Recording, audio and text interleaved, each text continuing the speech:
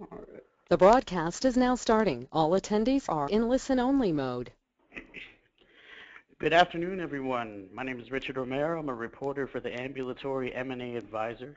Thank you for joining us in this webinar about positioning your urgent care center for acquisition and preparing to sell. Today's presenters are Scott Witter, Director of Business Development in U.S. HealthWorks, and Blayne Rush, Investment Banker and President of Ambulatory Alliances. Today you're going to learn how to better understand the time to sell, preparing to sell your business, and how to put together a team of transaction advisors. We're going to have some time at the end for you to answer any of your questions. Go ahead and type them in and send them over my way. And now I'm going to hand it on over to Scott. Scott, good afternoon. Hi there. Just a quick introduction. Scott Witter, I'm the Director of Business Development at U.S. HealthWorks. U.S. HealthWorks is one of the largest owners-operators of urgent care and occupational medicine centers around the country. I think we're about 225 to 228 locations. I manage our mergers and acquisitions efforts. We are a company that it's really growth via acquisition. So we've been disciplined acquirers, acquiring 10 to 20 odd clinics a year for the last 5 or 6 years. We're typically working in that kind of smaller end of the spectrum, acquiring groups of practices anywhere from a single to 8, 9, 10, 11 locations. And so that means we're doing 4, 5, 6 acquisitions in any given year. So we're busy, and I've gotten to know Blayne over the years, and very happy to be here today. Thanks, Scott. Appreciate it. This is Blayne Rush, and I'm an investment banker and M&A broker. I specialize in the urgent care space. We work nationwide, and we help owner-operators through all of this process from A to Z, from preparing all the way to the negotiations, all the way to papering the deal, through the deal docs, etc. I'm also the publisher of the Ambulatory M&A Advisor, and we started that a little over a year ago, maybe a year and a half now, and I'm proud of that in the sense of have a passion for educating the space, the market, and that's a great way to do that.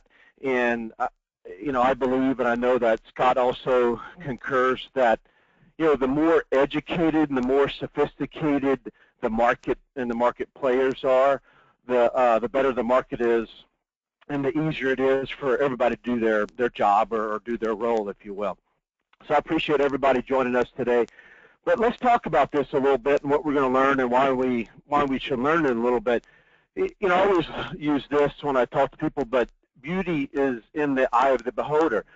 Some people, meaning you, buyers, whatever, are going to take a glance at your business or a business and make assumptions. Sometimes that's good. Sometimes that's not so good. It just depends on what they're looking for, what they're used to looking at, and how they relate to that. And your sales price, whenever you go to sell, is directly related to everything that we're going to discuss today. Your ability to get a deal done could hinge on doing these things right or not. And I say that because I've seen a lot of bubble deals. And what I call bubble deals is meaning that they're attractive, but they're not like just overwhelmingly attractive. And some of those deals don't close because buyers don't see the value. And that's your job as an owner, or my job as someone that's engaged by an owner, to put this stuff together, the business together, in such a manner that it's easy for the buyers to see every sliver of value. Physician owners, they go to undergrad, they go to med school, they go to residency, some do a fellowship. And during postgraduate training, there's a lot of trial runs, a lot of practical, hands-on type training and learning. And this is all before they do it on their own.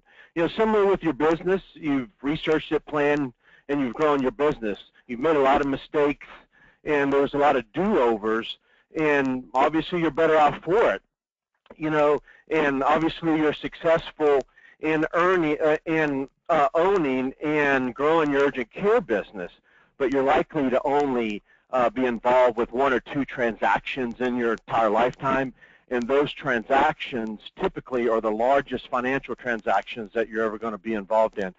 So no different than all the training that you went through and all the people that helped you get through that training and help you grow your business. I would encourage you to take that same type of approach, because most buyers aren't going to take the time to really dig to locate all of the value of your business, because they might be looking at 10 deals, right? And if they do, so say they do dig and find the value, they're not going to convey that to you and say, hey, here's some value over here, you need to make me pay for that. Or, hey, here's some things that you're not doing that we're going to turn around and do and capture that value going forward. So a lot of this stuff, if you're not doing it, you could end up leaving 50, 100, or a couple of $100,000 on the table at the transaction time. So you got to take control of the process, you know. So let's move into the first question. When is the best time to sell? You know, so whenever you think about that, we always say, hey, there's 4 things that you have to at least understand to be able to make that decision for yourself, because, you know, as in life and businesses, market segments and financial markets, they all have a pattern.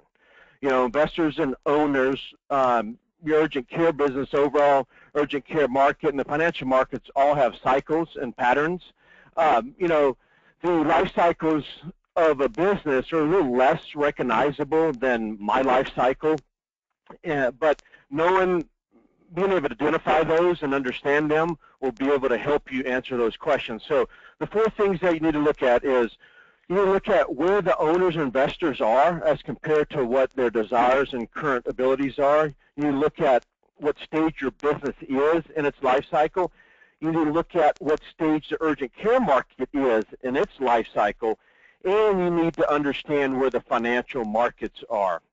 Because regardless of where the other 3 are in their life cycle, if an investor is at the end of their investment life cycle, or the owner-operator, something's happened where they say, hey, I have to sell, then you got to sell, right? So sometimes one or the other might trump the other 3, or 2 might trump the other 2, etc. But let's talk about life cycles for a second, because so life cycles, not only your business but the market, they have these same stages that we have up on the slide. Some people might call them a little bit different, but anyway, you have the startup, initial growth, rapid growth, then you have slowing growth, plateau, and decline. Okay, and where you want to be as far as your business goes, you want to be about 75% up the rapid growth phase or stage. And the reason being is that you don't want to wait, because a lot of people will think, well, I'll just wait and reap all of the profits out of my business, be ready to retire, and then I'll sell. Well, as the buyers will tell you, that those guys are looking, they want to invest in the future income, not the historical. So they want to know that there's still growth in the business, or that they're able to reposition it to grow it. But nonetheless, they want to know that there's still growth there. And the same thing with the market, right? So in the marketplace, when you're about 60% up the rapid growth phase to about 75%, that's whenever the business models, the industry, the market has proven itself. People are saying, hey, this is the good stuff, right? And that's whenever the most new participants are coming into the market, so the greater the competition. And so you want to sell when there's the most competition fighting or coming after your business. And then you want to look at the financial markets, okay? So obviously financial markets are made up of equity and debt. Just like the mortgages, just like your house, everybody understands that typically. The cheaper the money, the easier it is to get a mortgage, what happens to the housing prices? Prices go up. And same thing here. So whenever the debt markets are loose and easy, the buyers are able to pay more because they're able to borrow money cheap and buy the business. And those are the large companies I'm talking about. I'm not talking about the doctor that has 2 centers up the road that wants to buy your business. The larger your business, the more able that you're able to leverage it and get debt. So those are the 4 things that you really want to look at. The market right now is very good for selling. We're still in a very, the debt markets are still very easy, loose and easy, as I always say. And we're seeing a lot of new entrants into the market. Hospitals and payers are getting in a big way. I believe kind of around the end of 26, the beginning of 2016, end of 2016 and the beginning of 2017, we'll see a little shift. Thus, I think if you're thinking about selling, you should start preparing now to look at some exit between now and then, because I think we'll see a little dip. And the reason I say that is a lot of these larger platforms are trading again, meaning they're having new investors, and some of them are going to large strategic buyers. And it takes time for those guys to adjust whenever they make those acquisitions, to adjust and to acclimate and bring all those guys on board and figure out what their plan is going forward. So that's why I think there'll be a little adjustment at that point in time. Yeah. Scott? Yeah. Completely agree, Blayne. And I think, I don't know if it needs to be said here, but obviously there's a tremendous amount of interest in the urgent care market by a variety of potential investors or buyers. And it kind of all brings me back to a bit of an anecdotal story. Is a couple of years ago we acquired a 4-location practice in the Midwest, and it was a physician who was in his early mid-50s, and he wasn't really looking to retire. When asking him, hey, what's the motivation here? And he said, Scott, I'm looking at the big picture here, and I've seen this story before, and me personally, this is before my time, but he kind of mentioned, in the 90s and whatnot, there was a big swing towards an interest in urgent care, and there was a tremendous roll-up in the space and a lot of acquisitions. And he kind of looked at it as a large pendulum that has, kind of swings back and forth over, perhaps decades. And he said there was a lot of disinterest in the space for solid 15, 20 years. And he said this is the time it swung back, and this is really the reason why I'm selling. I don't want to retire. I want to continue to work for 10 years, but in a larger macro sense, I think the timing is right. It's hard to say if, I certainly don't think the interest in urgent care is fleeting. I think there's larger demographic and macroeconomic trends in place showing up, and with the urgent care space being a very high growth industry relative to other healthcare services. There's obvious, I think, reasons for it that we won't necessarily get into here. But there, like I said, there's a strong interest. There's lots of potential buyers, and frankly, there might not be enough potential sellers out there. That sort of impacts valuations. But go ahead, Blayne. No, I agree that I hope I didn't come across saying that. Hey, I think we have 8 to 10 years, solid years in this. I just think we'll see a little dip just because people are trying to reorganize and get their head around what's going on, and then it'll pick back up. It always does. But I think if someone's trying to exit in the next 2 to 3 years, then it's better to do it right before that potential dip than in the dip. Yeah, and I agree with that, Blayne. I think you see you see kind of mini peaks and valleys in a cycle like this, where you see a flurry of acquisitions or a flurry of de novos out there, and kind of massive growth and land grab, and then people kind of pump the brakes a little bit and kind of digest what they've done and maybe focus a little bit more internally on operations, and things slow down a little bit.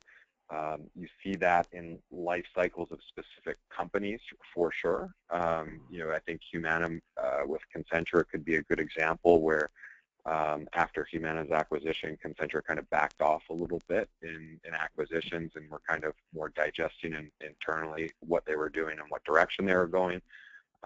Now with a change of ownership back to Welsh Carson and Select Medical, expectations are, that's a group that's probably going to start looking at acquiring or growing or building de novos once again after a bit of a pause for the last few years. Mm-hmm. So you want to start on the next one about the advisors? Absolutely, absolutely. As a buyer, you kind of feel, kind of see it all, and as much as a buyer, I'm trying to get the right price for acquisitions. I'm also looking, to make it a doable acquisition. So you're always kind of thinking, can we take this to the finish line? Is this something we can get done? We end up investing a lot of money in these acquisitions, and the worst thing that can happen is you get in and run your whole due diligence process, and things kind of fall apart, and you've blown a whole lot of your executives' time and your company's money. We might spend a few $100,000 on some of these acquisitions. I think having the right advisors involved with the seller make the process a heck of a lot smoother, and that risk of a transaction falling apart is a lot less. So we kind of want to talk a little bit about what that team of advisors should look like. And it doesn't have to be everybody. It could be a combination of a few people. Every acquisition is a little bit different. Obviously, a chain of 20, 30 locations is going to have a more robust advisor team in place than perhaps somebody with a single clinic.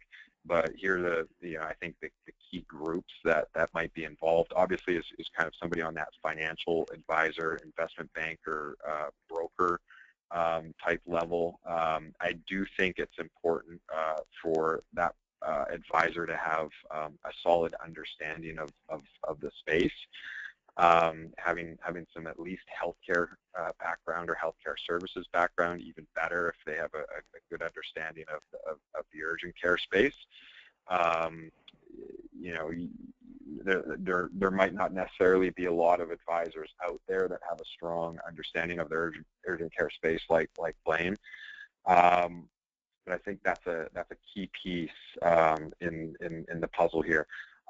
Same thing on the attorney side. I think it's extremely important. I don't think anybody, obviously you couldn't do one of these transactions without an attorney, but from time to time you see somebody wanting to use their brother-in-law who's a really smart guy, but he's a real estate attorney. I kind of highly recommend that you have an attorney with healthcare specific background. Doesn't necessarily have to be urgent care, but really have a good understanding in some of the nuances of the healthcare space.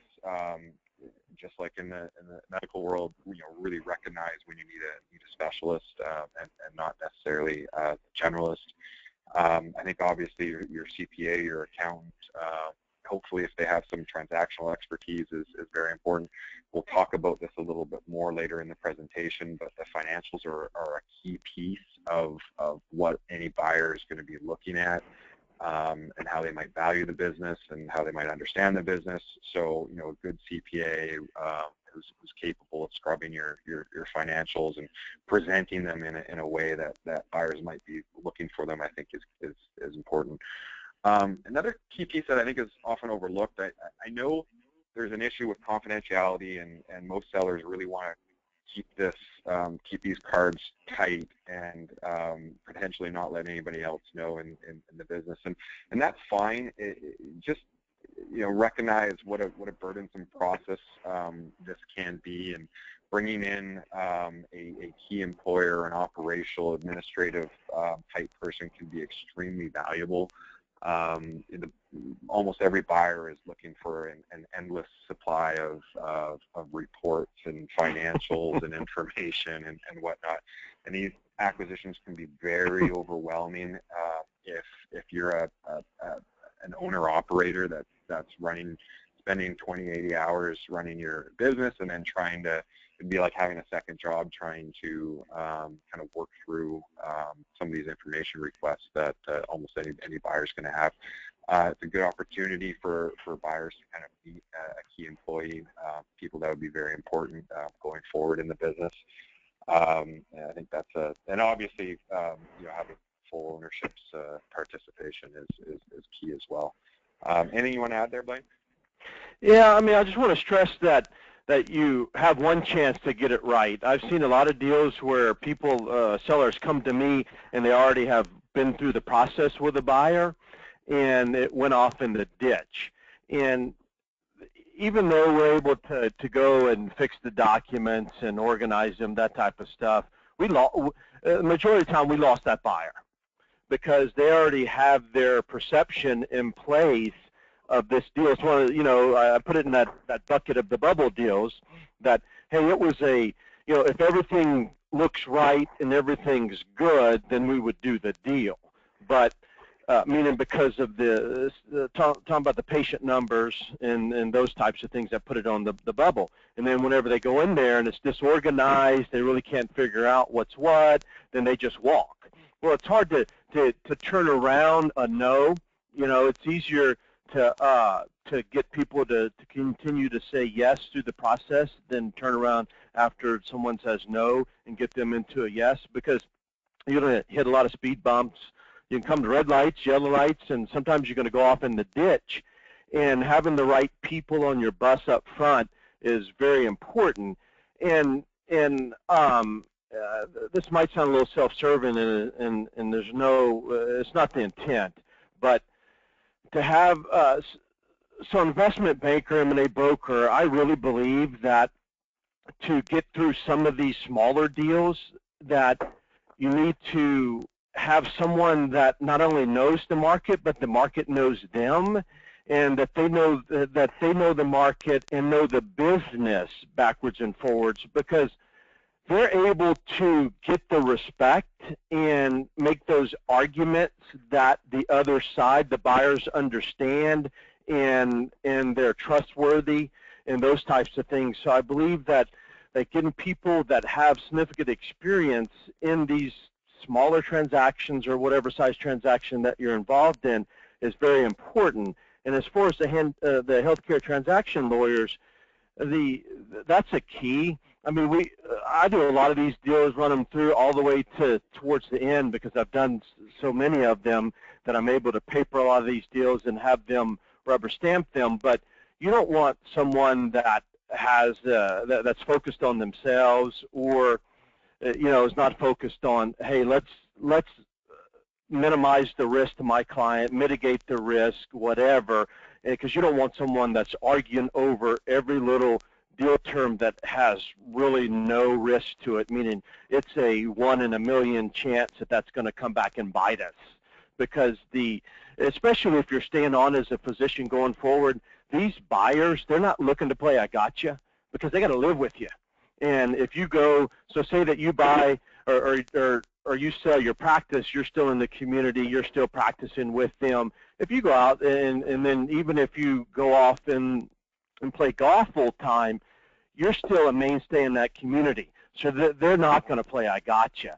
And you got to make sure that you have advisors that understand that and aren't looking to just fight over something to run your bill up, because a lot of them get paid by the hour, or just to stroke themselves and to validate their existence.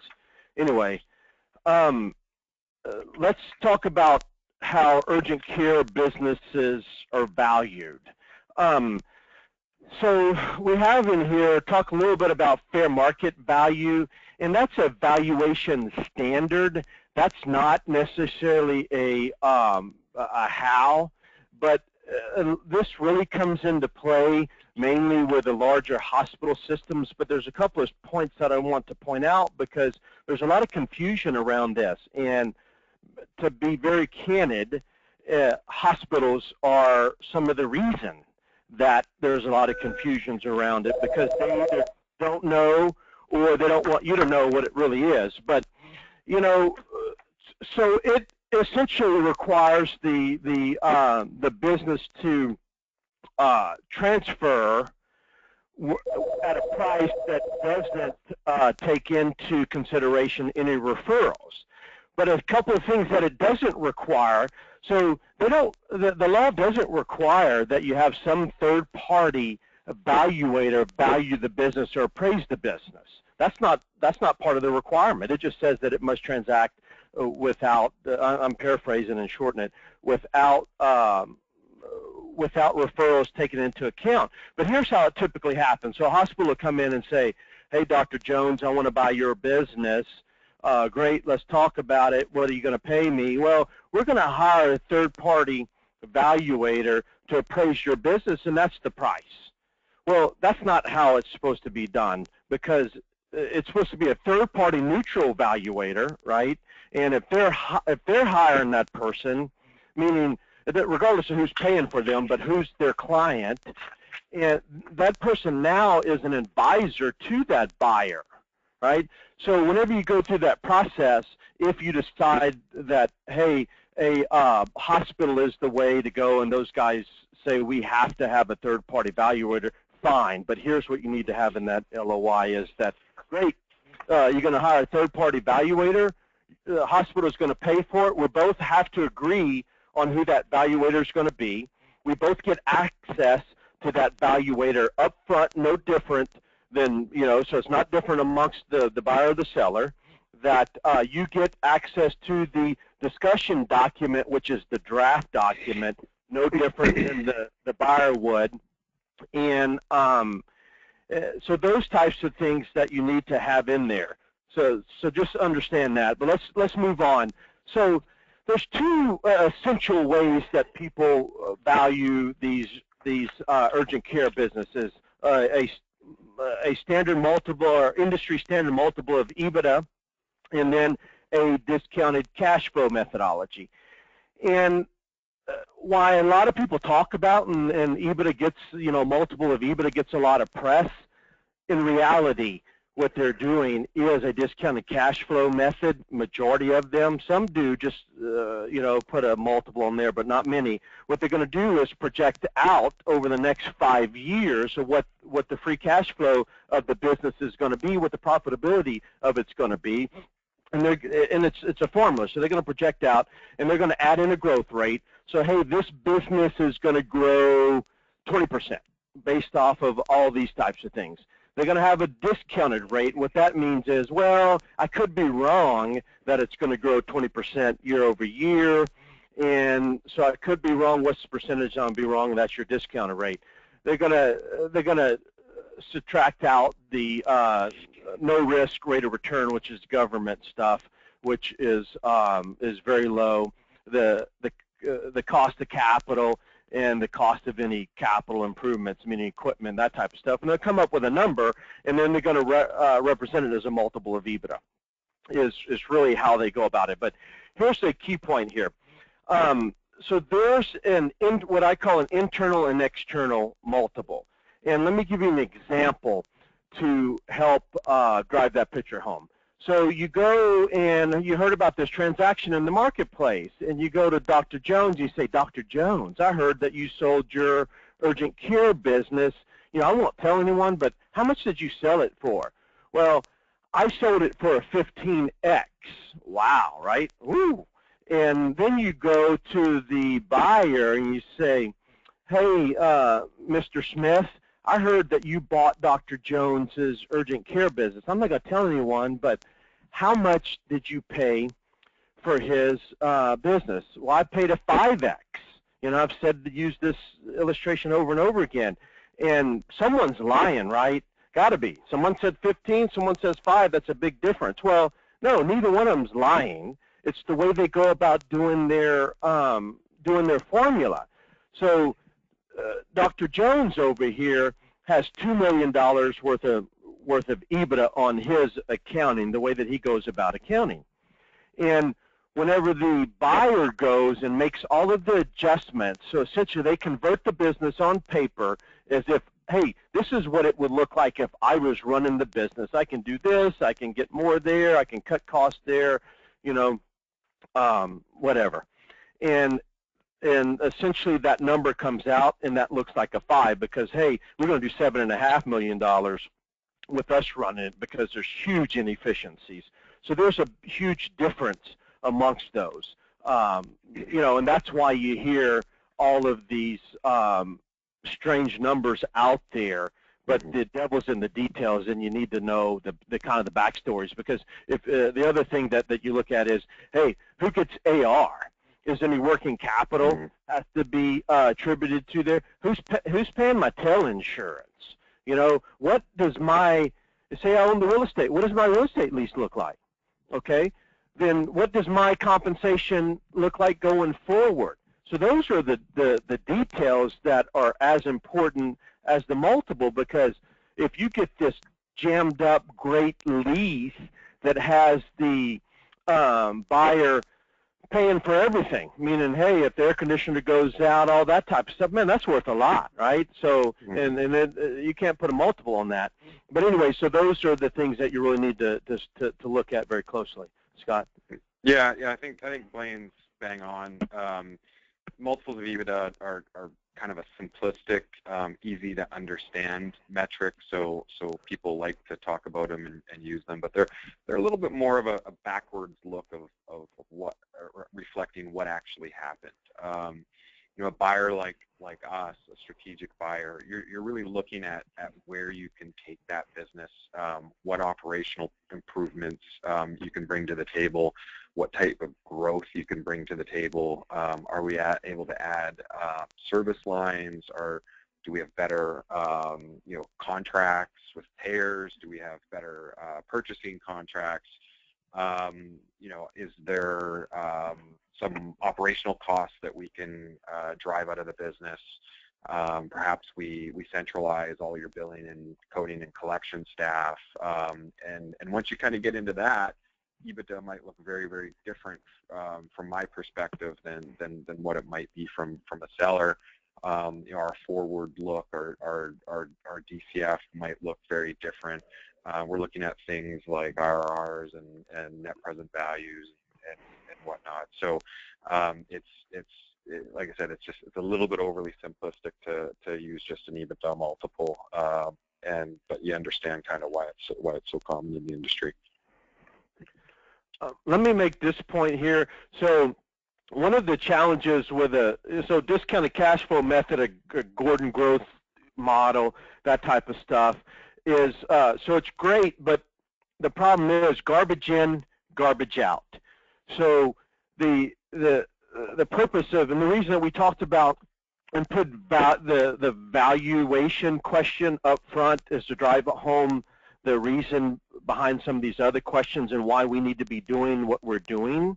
And so if I was involved, we would normalize what we're going to talk about and come up with some of that information up front, you know, so we can kind of know what it looks like if someone else was really running it. And we'll get more into that, but we'd use you know, metrics. You know, if you're getting $75 per patient and most people in the state are getting $115, then there's money being left on the table, the difference between the 75 and the 115 and things like that we would do adjustments on.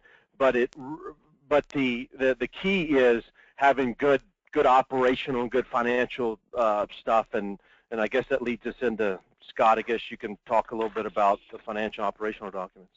Yeah, and I think this is an area where you know, having somebody like Blayne and your accountant can help tremendously. But you know,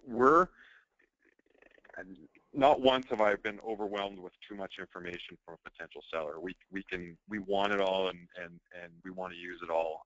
The biggest issue we have is often not enough detail in financials, operational documentation, things like that.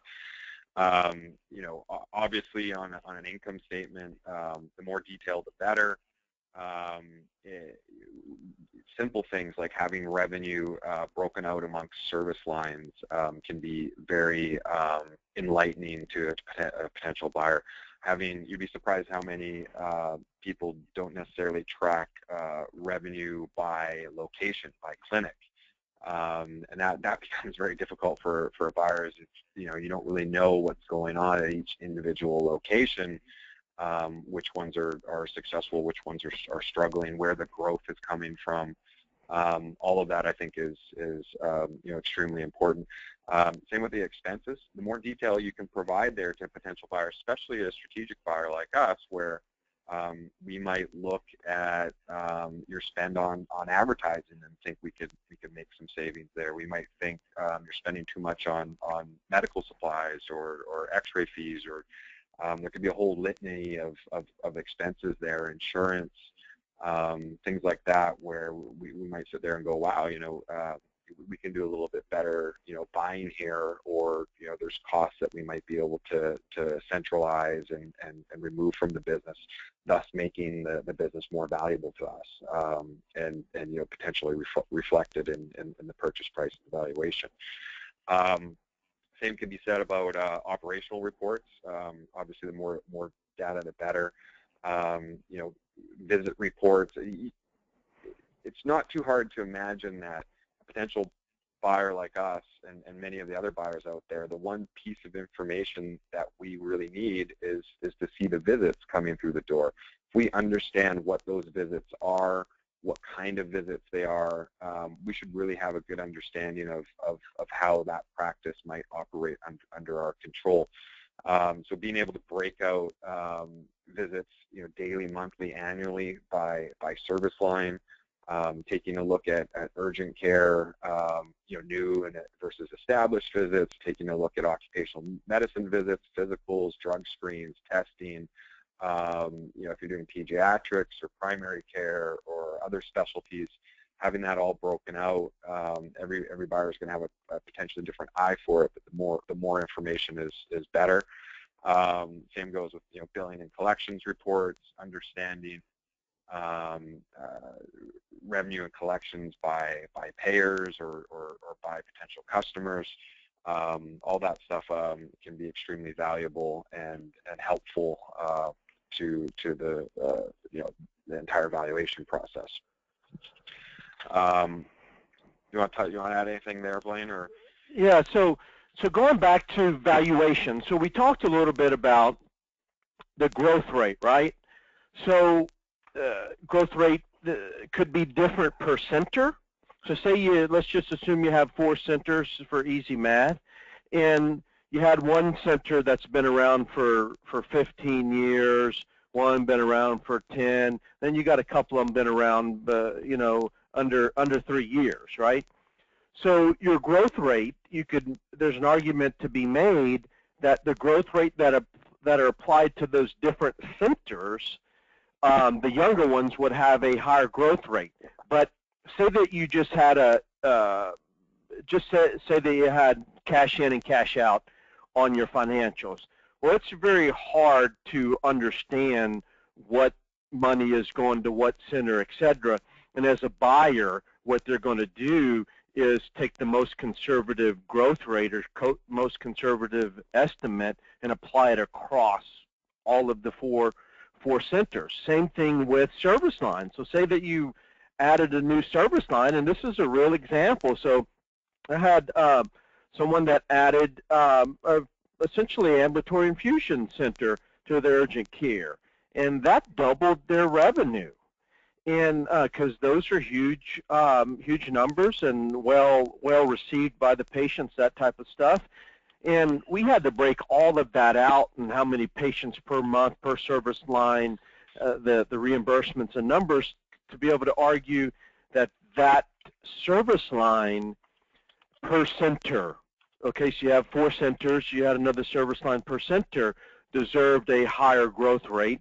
So let's look at that, is what we talked about. So it's very important that we have these things organized, and we can retroactively do it. It just takes a little more time to do that. And So I guess let's talk about recasting and normalizing, because that ties into all this.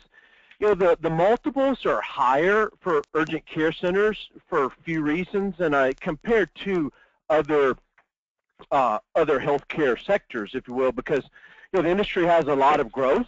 It's emerging market, like we said earlier, and Scott mentioned early on in the program, and the financials are loose.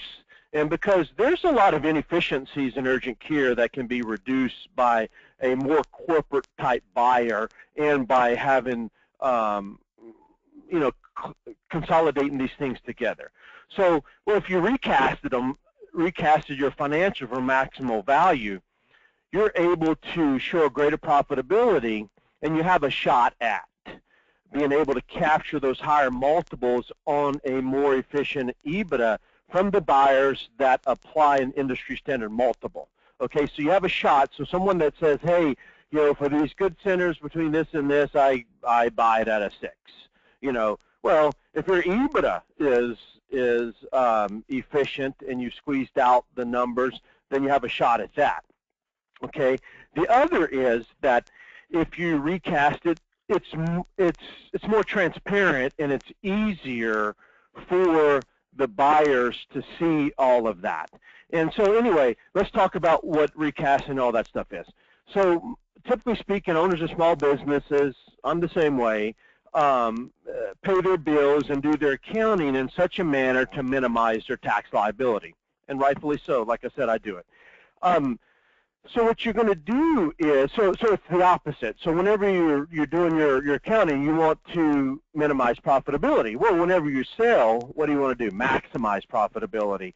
So that's why we have to recast, normalize, and the buyers, they understand this. So it's not, Scott and I did a presentation like this before, and he recognizes some skirmishes faces whenever I start talking about some of the things that I've recasted, and thinking that maybe that's dirty business, and it's not. They understand what it is. So what you're going to do is you'll make adjustments for one-time expenses and various discretionary expenditures. So some people call it normalizing, some people call it recasting. So the adjustments are made to the income statements and balance sheets. So it's going to allow you to realize the maximum profitability.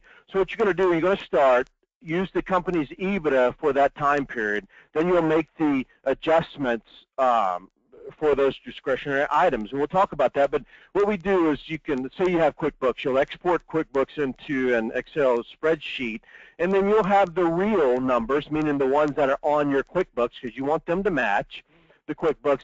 And then you'll make the adjustments in another column, and then you'll make notes to justify those. And understand that it's a tug and war. It's a tug of war, and it's a give and take. Some things might be on the on the fence, meaning like someone brought up one time a repair to a piece of equipment. Well, depending on what the details of that is, it's possible that's on the fence, so you can argue some of that.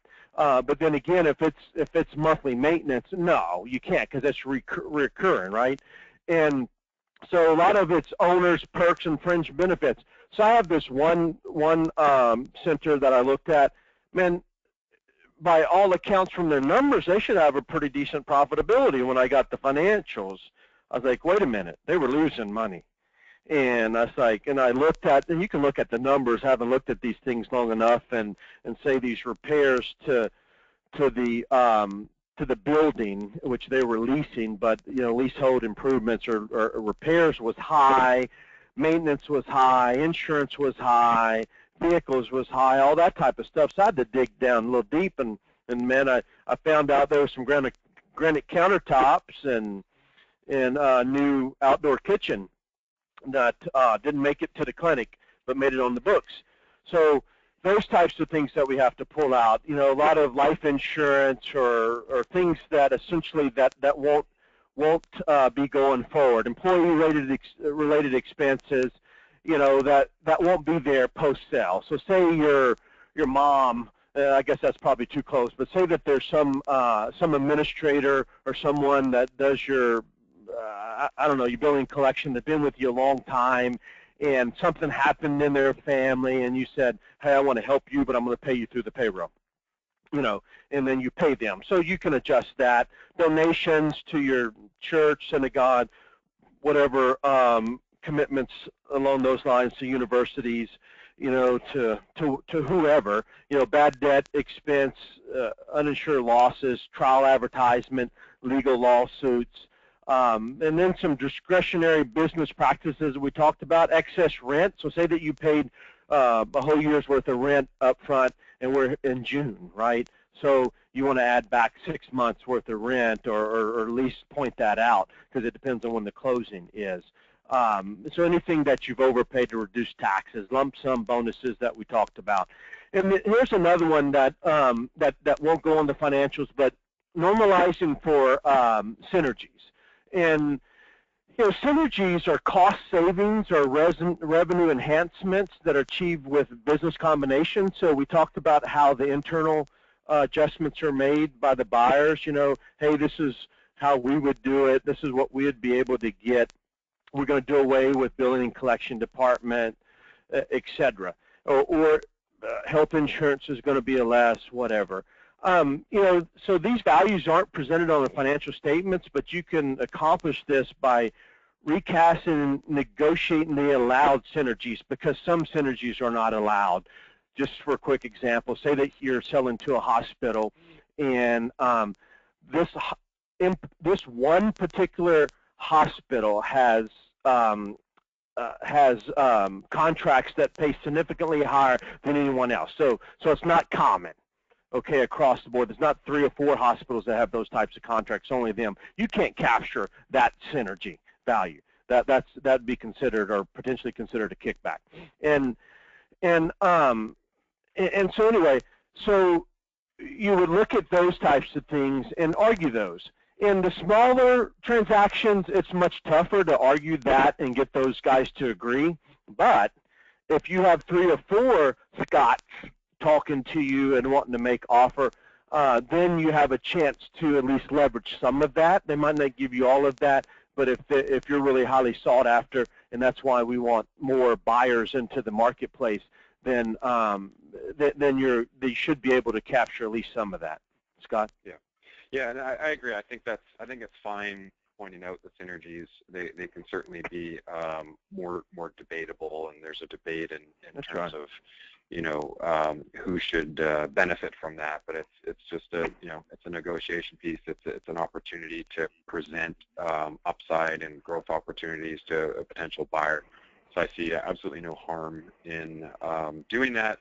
But keep expectations a bit in check. That's right. Somebody might not fully value it. Somebody might just say, okay, we'll work that in, but kind of split the value and things like that, because it's really us that are able to kind of bring those savings to the table. One other thing to point out too, Blayne, is often the adjustments, not often, but sometimes they can go the opposite direction too. That's right. You have to be wary that you might be under expensing rent for whatever reason. There might be a related party owner of the property, and for tax reasons that you're wanting to put down $5,000 a month rent where fair market value is $10,000. So we just kind of have to make that adjustment, gross it up. Same thing with you see that with owner salaries sometimes.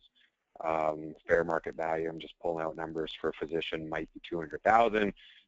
Where this particular owner physician might be paying himself $500,000, or he might be paying himself $50,000, and he's doing that for his own personal reasons or tax reasons. So you just kind of have to adjust that, adjust shareholder compensation to more fair market values. It can go either way. That's something that's pretty common that we might see out there. And I'll add to Blayne. We see this all the time. Potential sellers might not have the opportunity to see how other people are managing their books, but we're not the IRS. We don't really care what you're doing. We're trying to just kind of figure out what the truth is and how this business might run under our operation. So I've seen it all.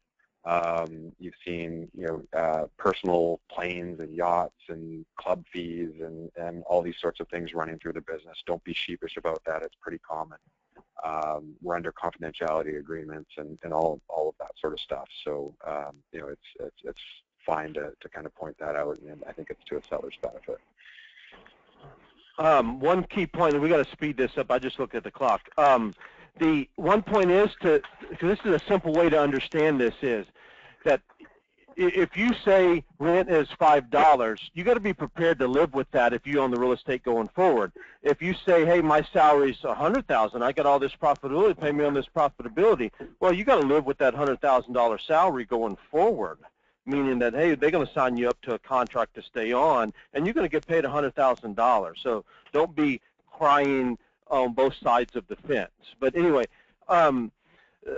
talk about a little bit about due diligence, but we got to speed through this, Scott. I'm looking at the clock. Yeah, I'll kind of motor through it. Just the big point here is the due diligence process is very exhaustive.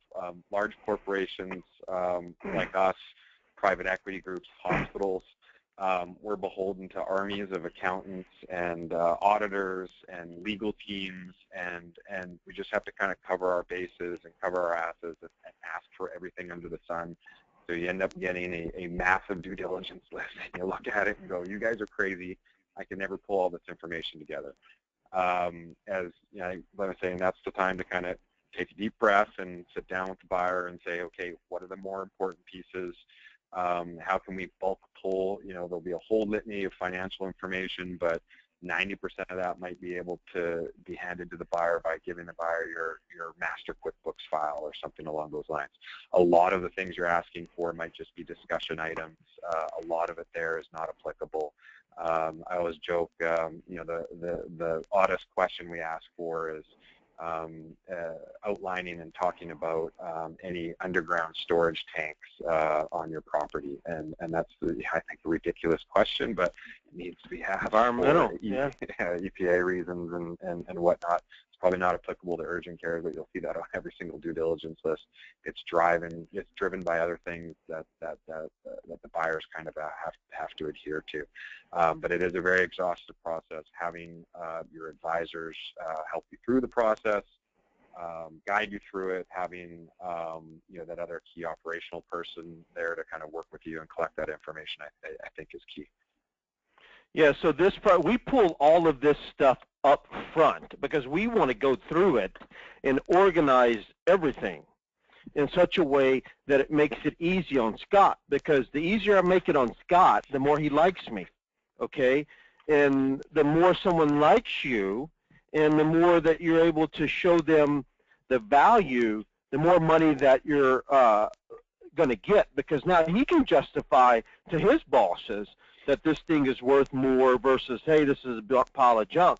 But I'm talking about the paperwork and things, because I've seen it where someone called me and said, hey, what financial statement do you want? I want the ones out of your QuickBooks. Well, I don't use QuickBooks. Well, Peachtree, whichever one that you use, and they don't use any. I said, well, give me your shoebox. And really, that's true, because that's essentially what I ended up with before. But the easier that you make this on those guys, and this is an exhaustive process. I mean, it takes the quickest that I've gotten this, and I get it up front because I'm going through it before Scott goes through it, because I want to reorganize it sometimes or restate it, and I'm not doing any funny business because I'm pointing out, like I said on the spreadsheet, I'm saying here's what it is, and here's what I changed it to, and here's why, and they get it because they're doing it. I'm just doing it for them, so I know where the value is, and they know that I know where the value is. And so it's taken anywhere from 2.5 months to 6 months to get this due diligence process, and we have an extensive, it's 3 pages, 11 type font. So I've had people say, there's no way I can do this. Yes, let me work through this. So anyway, it's a very exhaustive process. If you want to hear more about it, we can talk about it offline. Let's talk about competitive differentiators and market opportunities and why. Everybody understands, most people understand what a SWOT analysis is, but the purpose for this is that whenever you go to sale, that you want to be able to tell your historical story, your current story, and what the future of the business could look like. okay? And then you want to be able to tell the buyers why you haven't taken those steps of the future story and why they can. So here's the data, right? Here's all the hard facts, and here's kind of the soft stuff. But you got to understand where the opportunities are. You got to understand where the competitors are, and you need to be very transparent in these types of things. You know, now Scott gets this. He used to be on my side of the fence. You know, now I might present it in a different way, and I will coach the sellers and all that type of stuff. But we're gonna put the information out there because you know, the more authentic you are, the more transparent you are. Again, the more they trust you, the more influence you have during the transaction. That's probably enough on that. You want to talk about red flags, Scott?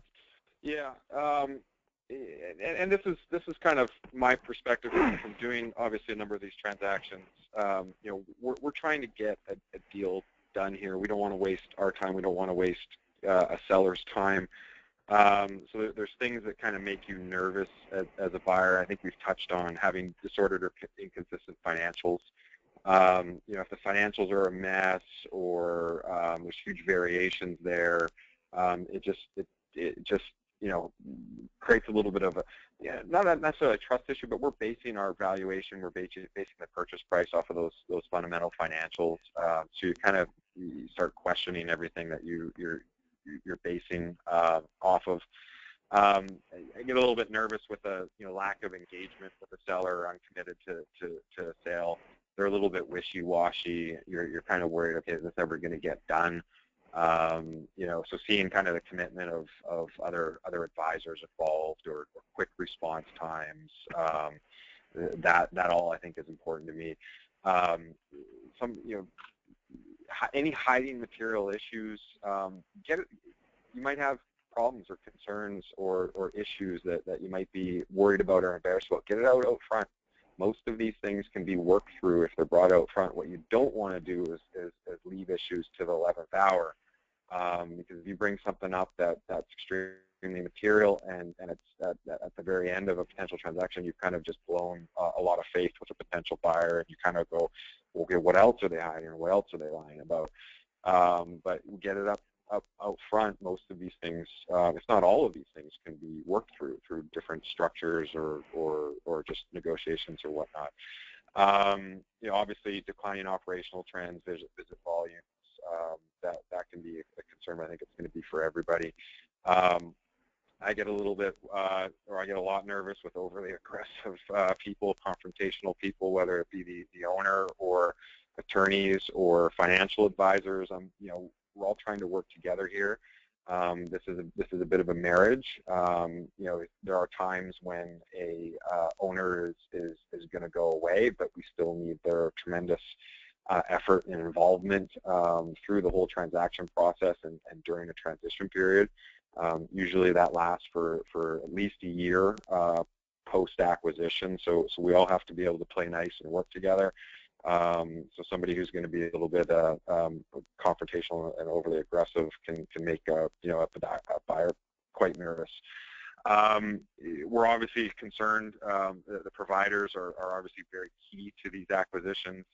So if there's issues around credentialing and discipline, when I say employment agreements, simple things like if all your providers are independent contractors, that can be a concern for a buyer. The buyers out there have a lot more pressure by the IRS to abide by independent contractor rules, and you're going to see most larger organizations having providers as employees.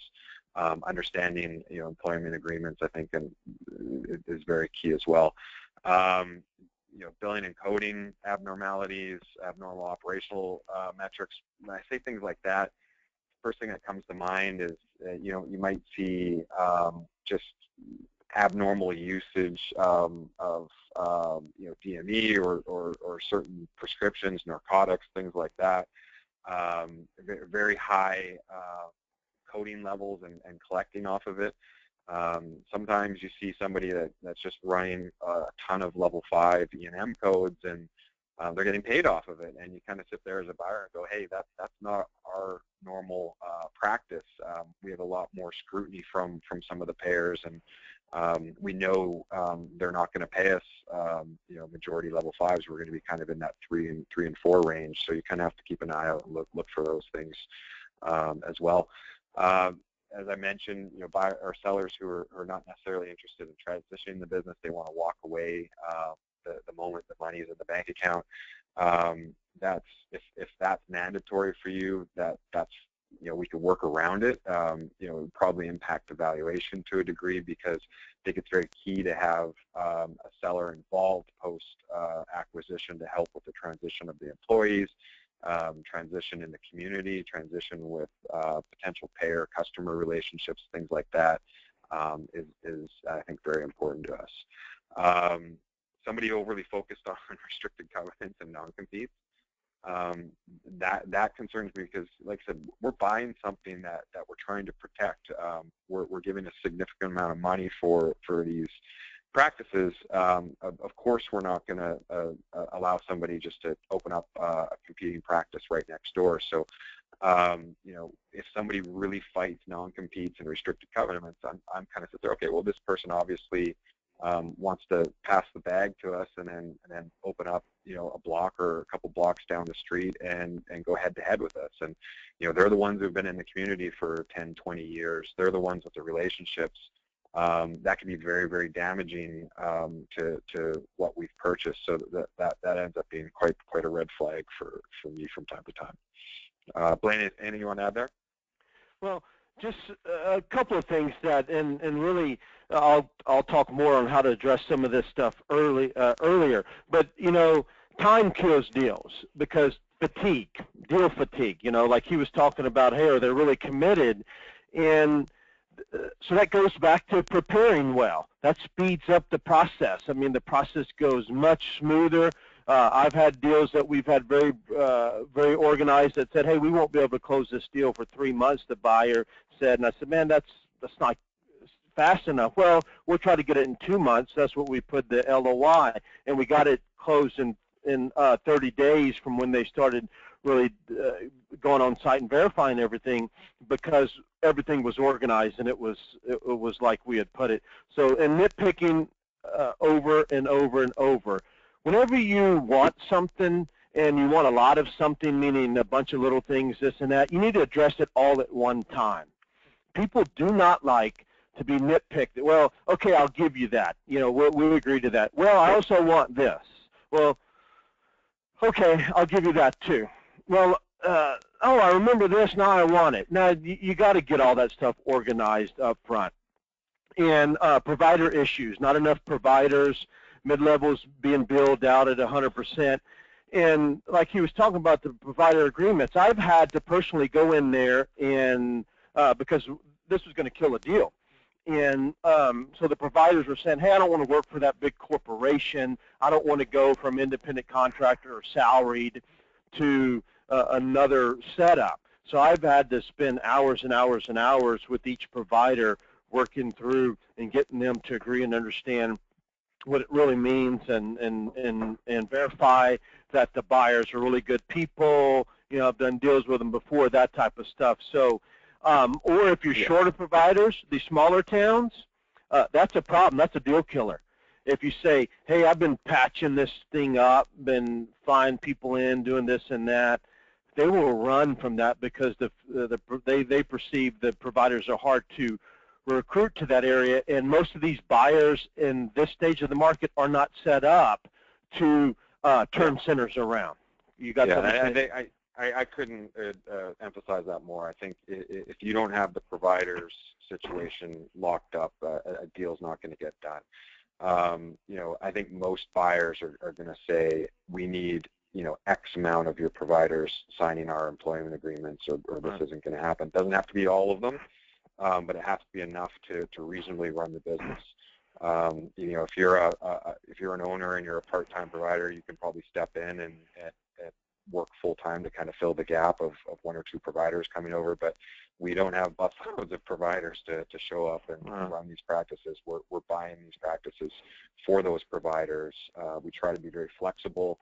in employment agreements, but you should have an expectation that almost every buyer is going to want to lock up the providers in employment agreements. If you don't have them on employment agreements, that could be something they're uncomfortable with. So that's something to keep in mind.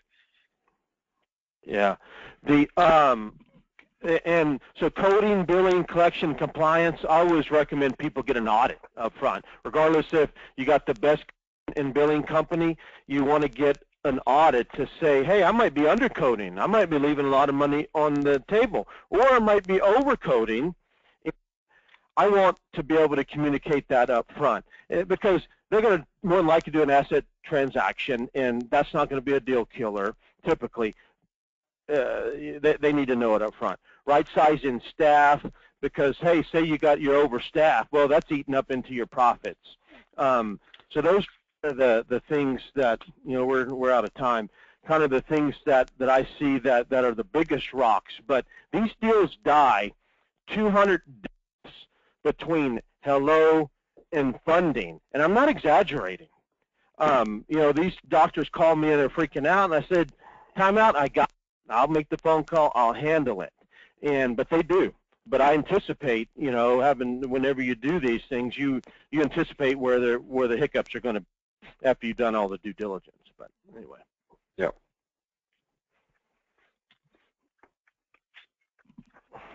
Okay.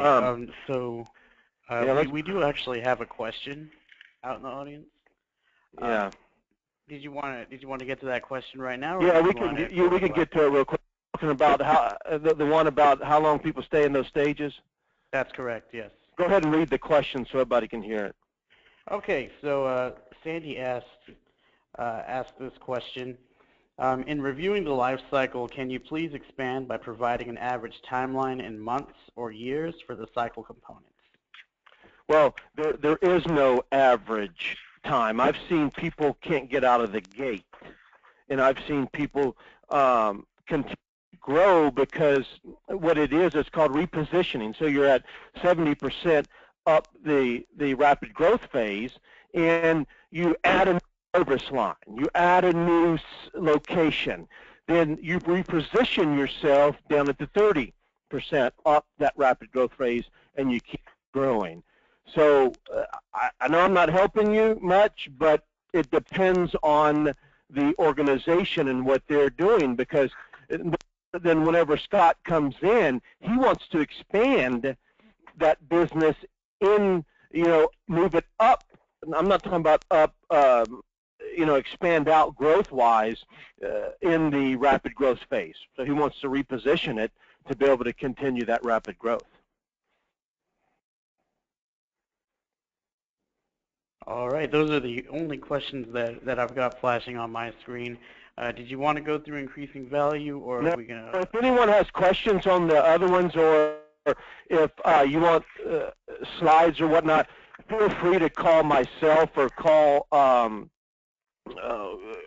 Scott. I got to get to a meeting, I know we'll both be willing to answer any of the questions that you guys have, any of them.